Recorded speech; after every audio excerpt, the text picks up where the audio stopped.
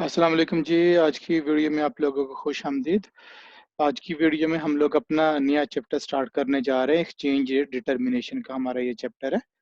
ये चैप्टर जो है हमारा इंटरनेशनल फाइनेंस का जो हमारा सब्जेक्ट है, उसी का जो हमारा ये चैप्टर है जिसमें हम आज स्टार्ट करने जा रहे हैं। क्लास जो आज का जो टॉपिक है उसको स्टार्ट करने से पहले थोड़ा-सा आपको रिकॉल करना पड़ेगा कि जो एक्सचेंज रेट के जो मैकेनिज़्म होते हैं, जो उसके मेथड्स होते हैं, जैसे हमारे पास था फिक्स एक्सचेंज रेट था, उसके बाद जो है managed float rate, fix exchange rate का, फिर आगे जो डेवलपमेंट आई, फिर उसके बाद जो नेक्स्ट में इसमें हमारे पास जो काम आया, वो फ्लोटिंग एक्सचेंज रेट था। तो इस तरीके से जो है इनको जानना थोड़ा-सा ज़रूरी है। क्लास इसको जानने के लिए थोड़ा-सा हम लोग इसको समझ लेते हैं।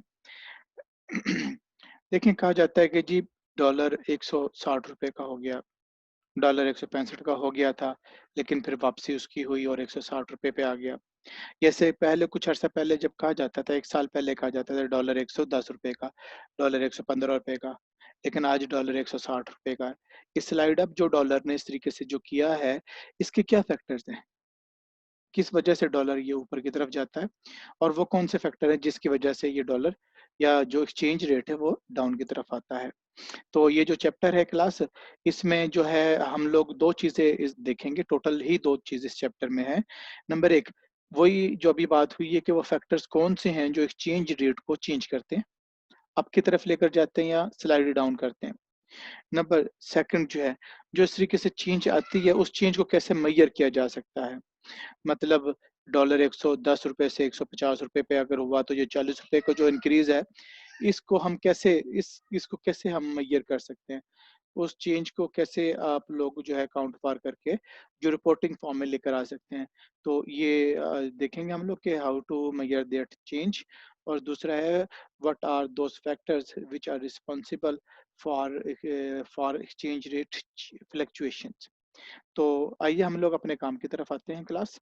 और काम में जब हम लोग आते हैं तो इसमें हमारे पास जो डाटा दिया गया है या हमारे सामने जो आ रहा है एक्सचेंज रेट डिटर्मिनेशन का। और ये जो डाटा हम लोग यहाँ पे पढ़ रहे हैं, ये data inspired from international financial management जो है जेफ मेडोरा की है। उधर से जो इंस्पायर्ड डाटा है ये हमारा। उसके अलावा कुछ गूगल इमेज इसमें इस्तेमाल किए जाएंगे तो वो भी यहाँ पे एक्नॉलेज किए जा रहे हैं। वेल, क्लास इस चैप्टर में जो चीज़ें होंगी ये आपके सामने आ रही हैं।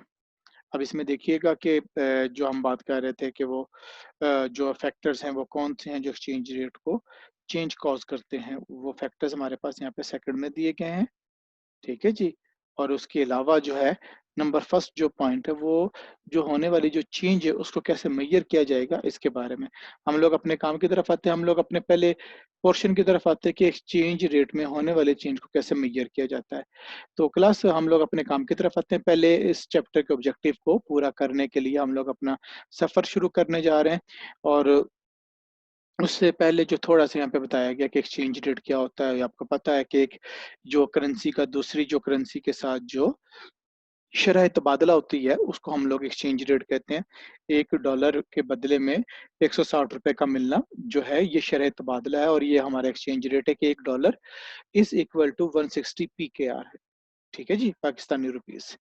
अच्छा, उसके बाद करेंसी डेप्रिशिएट भी होती है, करेंसी एप्रिशिएट भी होती है। डेप्रिशिएट होने का मतलब क्या? एप्रिशिएट होने का मतलब क्या? जैसे बोला जाता है कि जी डॉलर ₹110 का था 1 साल पहले, अब ₹160 का हो गया है।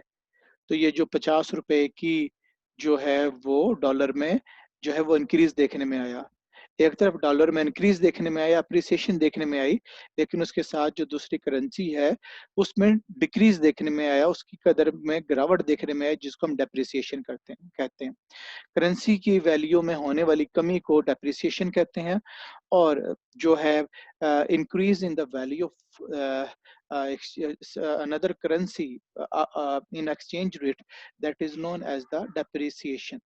तो हम सिंपल लफ्ज़ों में इसको इस तरीके से भी जान सकते हैं कि जब एक एक्सचेंज रेट होता है तो उसमें एक करेंसी जो है वो अप की तरफ जाती है, दूसरी डाउन की तरफ जाती है। जो करेंसी अप की तरफ जा रही होगी, इंक्रीज़ कर रही होगी, गेन कर रही होगी, that would be termed as the जो है एप्रिसिएशन। और ऐसी करेंसी जो डाउन की तरफ आ रही होगी, जो डिक्रीज़ कर रही होगी, लूज़ कर रही होगी, that would be term as the depreciation. ठीक है जी? कदर में गिरावट या कदर में इज़ाफ़ा, जो डेप्रिसिएशन और एप्रिसिएशन। जो देखा जाता है नॉर्मली पाकिस्तानी रुपए में ओवर द टाइम पीरियड्स जो है वो डेप्रिसिएशन देखने में आती है, और अभी भी इसी तरीके से डेप्रिसिएशन जो है वो देखने में आई है 1 साल से इस साल के जो ट्रेवल हुआ हमारा, तो ये डेप्रिसिएशन होती है इसमें। तो इसमें कभी-कभार जो शॉर्ट टर्म में रुपी गेन भी करता है, एप्रिसिएशन भी हो जाती है। जैसे पिछले दिनों डॉलर ₹165 से 60 पे ₹160 पे वापस स्लाइड अप किया था। उसकी डिफरेंट जो है उसमें जो वजूहात थी कि जो कोविड-19 के हवाले से जो आईएमएफ का जो तकरीबन $1.4 बिलियन का जो रिलीफ पैकेज है, वो पाकिस्तान को मिला। हमारी इकोनॉमी में जो फॉरेन एक्सचेंज की जो डॉलर की सप्लाई है वो बेहतर हुई, और उसके अलावा जो पेमेंट्स पाकिस्तान ने आने वाले जो टाइम में इंटरनेशनल जो अरेंजमेंट्स, इंटरनेशनल जो फाइनेंसिंग है, उसकी जो करनी थी उसके हवाले से भी उसमें रिलीफ मिला है। तो इस वजह से पाकिस्तान के मौजूदा भी और आने वाले टाइम में भी जो फॉरेन एक्सचेंज का जो प्रेशर है वो कम होगा। इस वजह से जो है वो डॉलर जो है वो कुछ स्लाइड डाउन की तरफ आया है। तो एनीवेज़ हम लोग अपने नेक्स्ट को देखते हैं कि हाँ, ये हो सकता है कि एक दिन में जो हम कहते हैं जी कि डॉलर जो ओपन हुआ जी ₹160 का था, डॉलर 162 पे गया, लेकिन फिर डॉलर 159 पे आ गया। तो इस तरीके से जो ट्रेड होती है उसमें जो है एक ही दिन में जो है अप भी हो सकता है, डाउन भी हो सकता है। विद पैसेज ऑफ टाइम जो है ट्रेड होती रहती है, और डिफरेंट फैक्टर्स होते हैं जो उसको अफेक्ट कर रहे होते हैं, उसकी प्राइस को अप और डाउन भी कर रहे होते हैं। लेकिन उसके अलावा एक और भी चीज़ होती है जिसको कहते हैं mixed in trading. Let's say vehicle currency जो है यूएस डॉलर पूरी दुनिया की व्हीकल करेंसी है। एक डे में व्हीकल करेंसी जो डॉलर है, उसका जो बिहेवियर है, कुछ करेंसीज़ के रिस्पेक्टिव में हो सकता है कि फेवरेबल और पॉजिटिव हो, और कुछ की जगह पर कुछ अनफेवरेबल नेगेटिव हो। कुछ करेंसीज़ के अगेंस्ट में डॉलर एप्रिशिएट कर रहा हो, और हो सकता है कि कुछ करेंसीज़ के अगेंस्ट में डॉलर डेप्रिशिएट कर रहा है। तो ये डिपेंड करता है कि उस ख़ास इकोनॉमी में जो है, वहाँ पे जो क्या मैक्रो इकोनॉमिक फैक्टर्स हैं, जो या जो उसके रिलेटेड फैक्टर्स हैं जिसकी वजह से जो है ये चेंज कॉज़ हो रही है। वो कौन से फैक्टर्स हैं, वो फैक्टर्स हम दूसरे पोर्शन में पढ़ेंगे। लेकिन ये हो सकता है, ज़रूरी नहीं कि हम कहें जी कि डॉलर ने पाकिस्तान में रुपये के मुकाबले में गेन किया, तो इसका मतलब है कि जो डॉलर है दुनिया की तमाम करेंसीज़ के मुकाबले में आज में गेन किया होगा उसने। नो, ये ज़रूरी नहीं है। ये मतलब हो सकता है कि किसी और करेंसी ने, यूरो ने, येन ने उससे ज़्यादा जो है वो गेन किया, और वो जो है उसके मुकाबले में डॉलर ने कम गेन किया हो। तो ये मतलब हार्ड एंड फास्ट नहीं है कि एक करेंसी एक के अगेंस्ट अगर जो है वो गेन करेगी तो सभी के अगेंस्ट गेन करेगी, तो ये गेन भी कर सकती है और ये लूज भी कर सकती है। इसमें दोनों तरह के फिनोमिनस को हम लोग कहते हैं मिक्स्ड इन ट्रेडिंग। उसके बाद हम लोग नेक्स्ट में आते हैं जी, जो हमारी जो पहली जो रिक्वायरमेंट है, पहला जो ऑब्जेक्टिव है चैप्टर का, कि जो होने वाली जो करेंसी में जो फ्लक्चुएशंस हैं, उसको how we can measure that fluctuations, how we can measure that decline और increase in the value of a certain currency. तो उसके हवाले से जो हमारे पास फार्मूला यहाँ पे दिया गया है, इसमें देखिएगा ST-1 ST/1। तो अब इसमें देखेंगे कि जो कौन सी किसके लिए है, जो है वो ST stands for the spot rate, और ST-1 जो है स्पॉट रेट से पहले वाला रेट। देखिए, आपने जो चेंज मेजर करनी है तो आपको देखना पड़ेगा कि एक तो हमारे पास मौजूदा है, इस चेंज को किस टाइम पीरियड के साथ में मेजर करेंगे। क्या आप 1 साल पुराने जो एक्सचेंज रेट था उससे अब तक का जो इसमें जो चेंज आई है उसको मेजर करना चाह रहे हैं, 1 महीने की चेंज को मेजर करना चाह रहे हैं, 6 महीने की चेंज को मेजर करना चाह रहे हैं, 3 महीने की चेंज को मेजर करना चाह रहे हैं, 1 डे की चेंज को मेजर करना चाह रहे हैं। जो भी आप चेंज मेजर करना चाहेंगे तो आप 2 टाइम पीरियड ले रहे होंगे उसमें। एक जो टाइम पीरियड होगा जो लेटेस्ट होगा जिसको स्पॉट बोला जाएगा, और उससे पीछे वाला टाइम पीरियड होगा जिसको आप जो है वो वहाँ पर कंसीडर कर उसकी चेंज को देख रहे हैं। तो जो मौजूदा जो लेटेस्ट गिवन टाइम पीरियड में होगा that would be known as the spot, जो हमारे पास रेट होगा, और उससे पहले पीछे वाला जो होगा, जो दूसरा पॉइंट होगा that would be ST-1 denote करेगा। अब इसमें देखिए एक और बात बोला है, positive percentage represents appreciation of foreign currency. While a negative percentage represents depreciation. अच्छा, ये जो बता रहा है जी कि इस तरीके से जो आप चेंज को मेजर करेंगे वो in terms of foreign currency होगी। अगर पॉजिटिव में आंसर आएगा तो इसका मतलब है कि फॉरेन करेंसी ने जो है वो गेन किया है, और अगर माइनस में आंसर आएगा तो फॉरेन करेंसी ने गेन नहीं किया है, लूज किया है, डेप्रिसिएशन हुई है उसकी। ये कैसे वर्क करेगा हम इसको आगे जो है आने वाले जो हमारी जो स्लाइड है उसमें देखते हैं कि ये कैसे वर्क कर रहा है। एक एग्जांपल यहाँ पे देखिए कि मतलब डॉलर का एक रेट दिया गया है खास टाइम पीरियड पे, और उसके बाद डॉलर का एक और रेट दिया गया है जो उससे पहले वाले टाइम पीरियड पे। लेट से एक जो रेट दिया गया है एक मार्च का जो है 2010 का, और उससे पहले वाला जो रेट दिया गया वो ये कम फरवरी 2010 का। तो ये दो हमारे पास टाइम पीरियड दे दिए गए। हमें देखना चाह रहे हैं कि जो है जो उसमें लेटेस्ट टाइम पीरियड है उसका जो उससे पहले वाले एक मंथ का जो पीरियड था इसके दरमियान में जो है वो एक्सचेंज रेट का बिहेवियर, करेंसी का बिहेवियर क्या रहा है।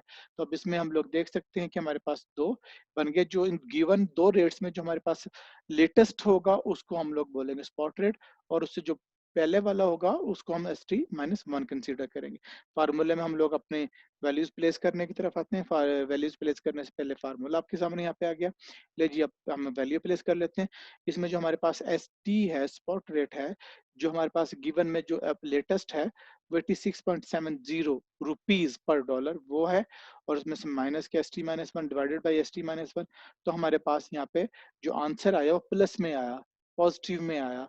तो उसको हम कह सकते हैं कि US dollar appreciated by 2% against PKR. तो जब पॉजिटिव में आंसर आए तो उसका मतलब है कि फॉरेन करेंसी ने अप्रिशिएट किया।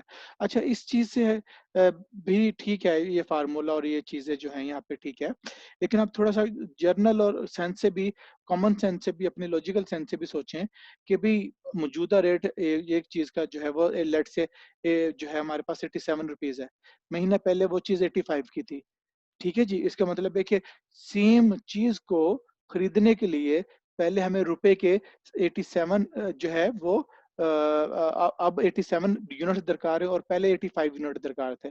इसका मतलब है कि हमें ज्यादा क्वांटम जो है रुपए की दरकार है, ताकि सेम $1 जो एक महीने पहले फेच कर सकते थे आज भी वो फेच करेंगे, तो हमें ज्यादा रुपए दरकार होंगे। इसका मतलब है जो चीज ज्यादा दरकार होगी उस वो अपनी वैल्यू लूज कर रही है, और जो दूसरी वैल्यू, दूसरी चीज होगी, दूसरी करेंसी होगी, वो वैल्यू गेन कर रही होगी। तो ये एक सिंपल सी भी बात है, आप इसको भी जरा देख लेंगे तो आपको आइडिया हो जाएगा।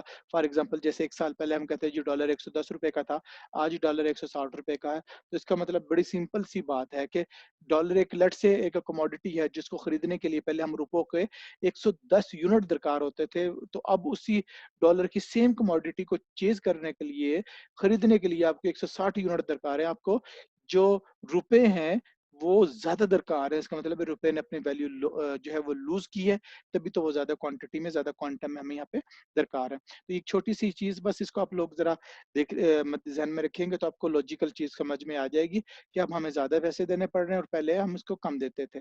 तो जो चीज ज्यादा दे रहे होंगे वो अपनी वैल्यू लूज कर रही होगी, जब भी तो वो ज्यादा क्वांटम में चाहिए होगी। तो एनीवेज, अच्छा, उसके बाद कुछ डाटा यहाँ पे हमारे पास दिया गया है, और इसमें यही रिक्वायरमेंट बोली गई है कि जी आप दो डिफरेंट टाइम पीरियड देखेंगे, इसमें मार्च 2012 का और मार्च 2011 का।